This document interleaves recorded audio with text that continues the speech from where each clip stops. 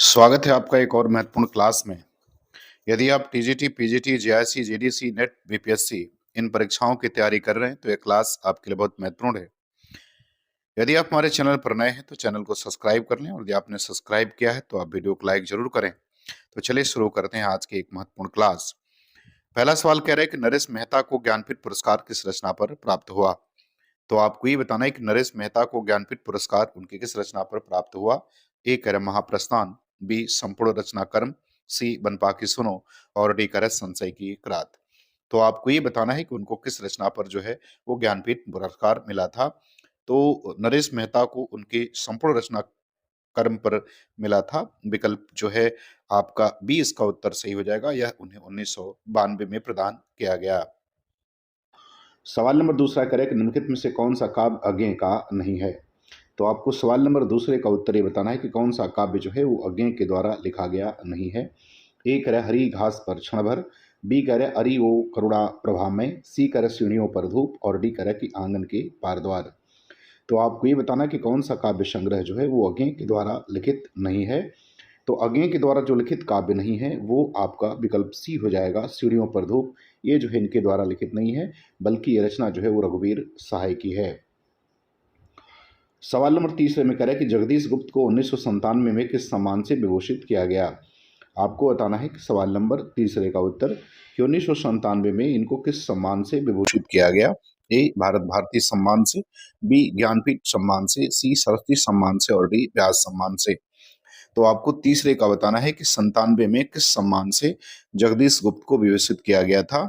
तो ये सम्मान जो है उन्हें भारत भारती मिला था। विकल्प ए जो है सही हो जाएगा, भारत भारती सम्मान से इन्हें सम्मानित किया गया था। सवाल नंबर चौथे में करें कि निम्नलिखित में सिद्ध साहित्य के विषय में कौन सा कथन सत्य नहीं है। आपको बताना है कि सिद्ध साहित्य के संदर्भ में नीचे लिखा है विकल्पों में से कौन सा विकल्प सही नहीं है। ए कह रहा है कि सिद्ध साहित्य का झुकाव सहज साधना की ओर है, बी कह रहा है कि सिद्ध साहित्य के प्रथम कवि सरहपा है, सी कह रहा है कि सिद्ध साहित्य की रचना चार्या पदों तथा दोहों में हुई है और डी कह रहा है कि सिद्ध साहित्य का प्रणयन पिंगल भाषा में हुआ है। तो आपको ये बताना है कि इसमें से कौन सा कथन जो है वो सही नहीं है। तो जो कथन सही नहीं है वो विकल्प डी जो है ये इसमें सही नहीं है। बाकी तीनों सही है। इसका प्रयत्न पिंगल भाषा में नहीं हुआ बल्कि इनकी भाषा को सांध्य भाषा कहा जाता है। बात करते हैं सवाल नंबर पांचवें की। पांचवें में करें कि हिटलर और काली बिल्ली किसकी कहानी है। आपको ये बताना है कि हिटलर और काली बिल्ली ये कहानी किसके द्वारा लिखित है। ए प्रेमबद, बी मोहनदास मोरवाल, सी करे संजीव और डी करे कि दूधनाथ सिंह। तो आपको बताना है कि हिटलर और काली बिल्ली किसकी द्वारा लिखित कहानी है। तो हिटलर और बिल्ली जो है वो संजीव के द्वारा लिखित कहानी है। विकल्प सी जो है पांचवें का उत्तर सही हो जाएगा। सवाल नंबर छठवां में कह रहा है कि सिद्धों में प्रचलित महामुद्रा शब्द का अभिप्राय है। तो आपको ये बताना है कि सिद्धों में जो प्रचलित महामुद्रा है इसका अभिप्राय क्या है। ए कह रहा है सिद्धि हेतु आसन का एक रूप है, बी कह रहा है सिद्धि हेतु की जाने वाली एक क्रिया, सी कह रहा है कि सिद्धि प्राप्ति हेतु स्त्री संसर्ग और डी कह रहा है कि सिद्धि प्राप्ति हेतु स्त्री से विरक्त। तो आपको बताना है कि इस महामुद्रा का अर्थ क्या है। तो सिद्धों में जो ये महामुद्रा शब्द है इसका तात्पर्य है सिद्धि प्राप्ति हेतु स्त्री से संसर्ग। तो विकल्प सी जो है इसका उत्तर क्या होगा वो सही हो जाएगा। बौद्ध धर्म से निकली वज्रयान शाखा की तांत्रिक योगियों की को सिद्ध कहा गया। सिद्धों की संख्या जो है वो 84 है। बात करते हैं सवाल नंबर सातवें की। सातवें में क्या कह रहा है।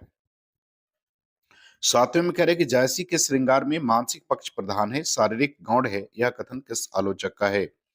तो सातवें में आपको बताना है कि जायसी के श्रृंगार में मानसिक पक्ष प्रधान है, शारीरिक गौण है। यह कथन किसका है। ए रामचंद्र शुक्ल, बी विजय देव नारायण शाही, सी राम पूजन तिवारी और डी कह रहा है कि श्याम मनोहर पांडे। तो आपको सातवें का उत्तर देना है कि सातवें का उत्तर सही क्या होगा। तो सातवें का उत्तर विकल्प ए सही हो जाएगा। यह कथन जो है वो आचार्य रामचंद्र शुक्ल के द्वारा कहा गया है। बात करेंगे सवाल नंबर आठवें की। आठवें में करेंगे दो गज की दूरी किसका कहानी संग्रह है। आपको ये बताना है कि दो गज की दूरी जो है ये कहानी संग्रह किसका है। ए ममता कालिया, बी अनामिका, सी मैत्रेयी पुष्पा और डी शिवानी। तो आठवें में आपको बताना है कि दो गज की दूरी किसका कहानी संग्रह है। तो ये ममता कालिया का कहानी संग्रह है। विकल्प ए उत्तर इसका सही हो जाएगा। नवे में कह रहा है कि विट्ठलनाथ ने बल्लभ संप्रदाय में किस तरह की पूजा पद्धति का समावेश किया? तो आपको नवा बताना है। सवाल नंबर 9 का उत्तर कि विट्ठलनाथ ने बल्लभ संप्रदाय में किस तरह की पूजा पद्धति का समावेश किया है? ए बालकृष्ण की उपासना, बी कह रहा है युगलोपासना, सी कह रहा है राधा स्तुति और डी कह रहा है कि कांता भाव की। तो आपको बताना है कि वल्लभाचार्य ने जो है वो किस तरह की पूजा पद्धति का समावेश किया है। तो देखो वल्लभाचार्य ने अपने ग्रंथ में राधा का उल्लेख नहीं किया है, परंतु विट्ठलनाथ ने पूजा पद्धति में जो है युगलोपासना का समावेश किया है। सूरदास के माधुर्य भाव के पद इन्हीं से प्रभावित हैं। तो विकल्प इसका बी जो है आपका उत्तर क्या होगा? सही हो जाएगा। सवाल नंबर 10वें में देखते हैं क्या कह रहा है। 10वें में कह रहा है कि सचिव वैद्य गुरु तिन्ह ज्यों प्रिय बोलहि भय आस, राज धर्म तन तिन करहि होहि बोगहि नास, होहि बेगहि नास। आपको बताना है कि यह दोहा रामचरितमानस के किस कांड से लिया गया है? तो आपको बताना है कि रामचरितमानस के किस कांड से है? ए बालकांड, बी अयोध्या कांड, सी सुंदर कांड और डी कह रहा है लंका कांड। तो आपको बताना है कि ये दोहा जो है वो किस कांड से लिया गया है। तो यह दोहा जो है रामचरितमानस के सुंदर कांड से लिया गया है। विकल्प सी सही हो जाएगा। रामचरितमानस का जो है ये गोस्वामी तुलसीदास की जो है सबसे महत्वपूर्ण कृति जो है वो मानी जाती है। 11 में करेक्ट डॉक्टर पीताम्बर दत्त बड़तवाल के अनुसार रामचंद्रिका है। तो आपको बताना है कि बड़तवाल के अनुसार रामचंद्रिका है। ए असाधारण महाकाव्य, बी फुटकर कविताओं का संग्रह, सी करे छंदों का अजायब घर और डी करे कि अलंकार मंजूषा। तो आपको बताना है कि पीताम्बर दत्त बड़तवाल के अनुसार रामचंद्रिका क्या है? तो ये उनके अनुसार जो है फुटकर कविताओं का संग्रह है। विकल्प बी इसका उत्तर सही हो जाएगा। अब देखते हैं सवाल नंबर 12। 12 में कह रहा है कि रीति मुक्त कविता की प्रमुख प्रवृत्ति है। आपको बताना है कि रीति मुक्त कविता की प्रमुख प्रवृत्ति क्या है? ए स्वानुभूति और स्वच्छंदता, बी अलंकृति, सी विरोध वैचित्र और डी करा बिरहातिरेक। तो आपको ये बताना है कि रीति मुक्त कविता की प्रमुख जो है विशेषता वो क्या है? तो रीति मुक्त कविता की जो प्रमुख विशेषता है वो स्वानुभूति और स्वच्छंदता है। विकल्प ए उत्तर इसका सही हो जाएगा। सवाल देखते हैं 13 में करेक्ट निम्नलिखित में से किस नाटक को मानव की दिग्भ्रांति यात्रा का नाटक कहा जाता है? आपको बताना है कि निम्नलिखित में से किस मानव की दिग्भ्रांति यात्रा का नाटक कहा जाता है? ए वतन के आबरू, बी अनुष्ठान, सी शुतुरमुर्ग और डी नेफा की एक शाम। तो 13 में आपको बताना है कि किसको कहा है, जबकि ये सभी के सभी नाटक जो है ज्ञानदेव अग्निहोत्री के द्वारा लिखित हैं। तो इसका उत्तर क्या होगा ये आपको बताना है। तो इसका उत्तर हो जाएगा बी विकल्प अनुष्ठान नाटक को। सवाल नंबर 14। 14 में कह रहा है कि घुसती है लाल लाल मसाल अजीब सी, लाल लाल कोहरा अंतराल विवर के तम में, कोहरे में सामने रक्तालोक स्नात पुरुष एक, रहस्य साक्षात। आप बताना है कि कविता मुक्तिबोध की यह पंक्ति जो है काव्य पंक्ति की किस कविता से ली गई है? तो आप बताना है कि मुक्तिबोध की किस कविता से यह काव्य पंक्ति ली गई है? एक कह रहा है ए कह रहा है एक स्वप्न कथा, बी कह रहा है मुझे याद आते हैं, सी कह रहा है अंधेरे में और डी कह रहा है मुझे कदम कदम पर। तो आपको बताना है कि ये मुक्तिबोध की किस जो है वो कविता से ली गई है? तो यह अंधेरे से ली गई है। विकल्प सी जो है इसका उत्तर 14 का सही हो जाएगा। सवाल नंबर 15 में देखते हैं, कह रहा है प्रियंवद निम्नलिखित में से किस कविता से संबंधित पात्र है? तो आपको ये बताना है कि प्रियंवद जो है वो किस कविता से संबंधित पात्र है? ए प्रलय की छाया, बी आसाध्य वीणा, सी ब्रह्म राक्षस और डी कामायनी। तो आपको ये बताना है कि प्रेमवत जो है वो किस कविता से संबंधित पात्र है? तो प्रेमवत जो है अज्ञे की आसाध्य वीणा कविता का पात्र है। विकल्प बी जो है 15 का उत्तर सही हो जाएगा। असाध्य वीणा कविता के काव्य संग्रह आंगन के पार द्वार, जिसका प्रकाशन 1961 में, संकलित एक लंबी कविता है। इसकी मूल संवेदना सृजन तत्व की व्याख्या करना है। 16 में कह रहा है कि मूर्तियों के जंगल में किसका कविता संग्रह है? आपको बताना है कि मूर्तियों के जंगल में किसका कविता संग्रह है? ए अनामिका, बी बसंत त्रिपाठी, सी पंकज चौधरी और डी सुभाष राय। तो आपको ये बताना है कि मूर्तियों के जंगल में ये कविता संग्रह किसके द्वारा लिखित है? 16 का उत्तर जो है आपको बताना है। तो यह सुभाष राय का कविता संग्रह है। विकल्प डी जो है उत्तर इसका सही हो जाएगा। सवाल नंबर 17 में देखते हैं क्या कह रहा है। 17 में कह रहा है कि भारतेंदु ने जिस प्रकार हिंदी गद्य की भाषा का परिष्कार किया, उसी प्रकार काव्य की ब्रज भाषा का भी। उक्त पंक्ति के लेखक कौन है? तो आपको ये बताना है कि ये पंक्ति जो है किसके द्वारा कही गई है। ए रामचंद्र शुक्ल, बी राम कुमार वर्मा, सी शिवदान सिंह चौहान और डी रामविलास शर्मा। तो 17 में उत्तर बताना है कि ये पंक्ति जो है किसके द्वारा लिखित है। तो 17 का उत्तर विकल्प जो है आपका ए सही हो जाएगा। ये रामचंद्र शुक्ल के द्वारा कही गई पंक्ति है।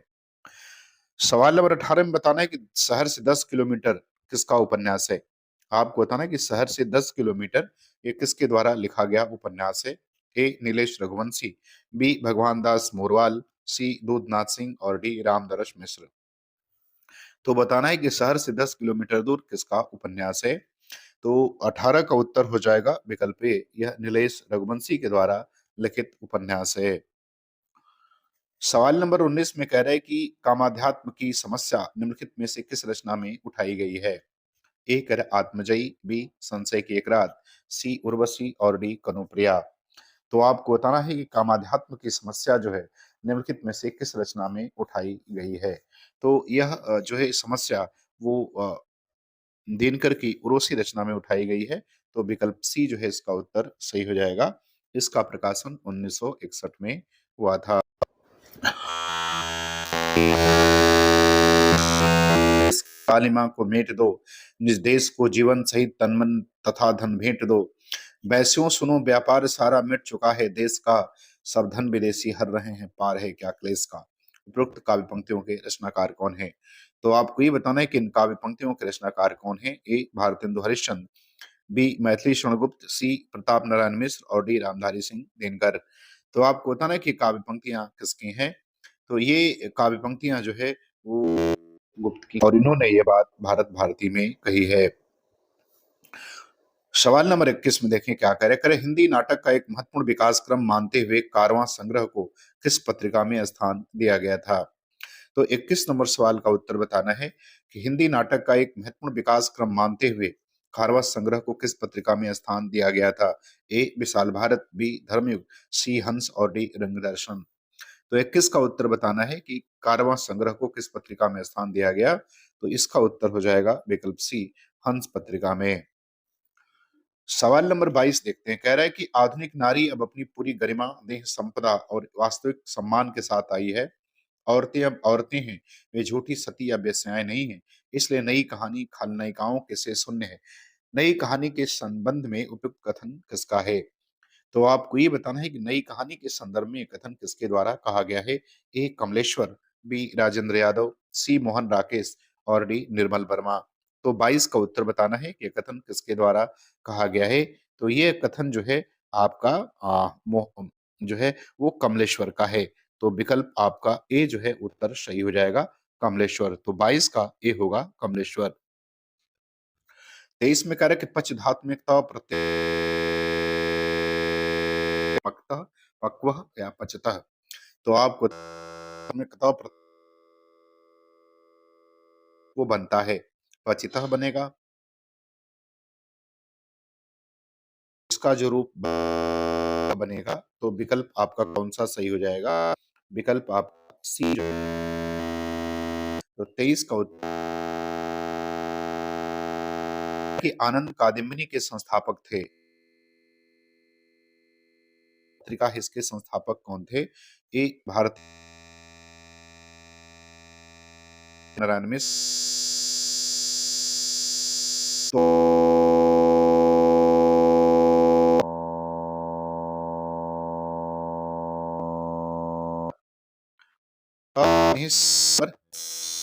डेली पत्रिका के संपादक को ये बताना है कि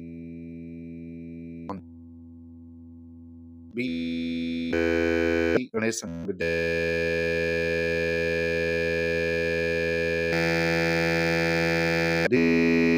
ठाकुर जो है।